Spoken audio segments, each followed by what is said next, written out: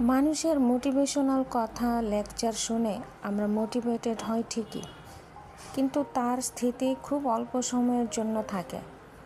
যখন শোনা হয় তখন হয়তো উজ্জীবিত হই, চোখ জ্বলজ্বল করে ওঠে, কিন্তু খানিক পরে আবার সে আগের মতো।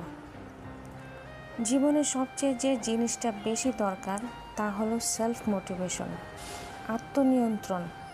নিজের মনের উপর নিয়ন্ত্রণ না থাকলে কোনো মোটিভেশনই আপনার জীবনে কাজে লাগবে না।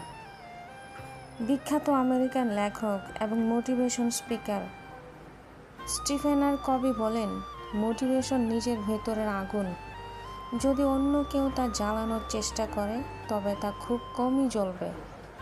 এর মানে হচ্ছে, কেউ আপনাকে অনুপ্রেরণা দিতে পারে আপনার লক্ষ্য অর্জন করতে, কিন্তু লক্ষ্য অর্জনে আপনাকে এগিয়ে যেতে হবে। আপনার হয়ে অন্য কেউ সেটা করে দিবে না।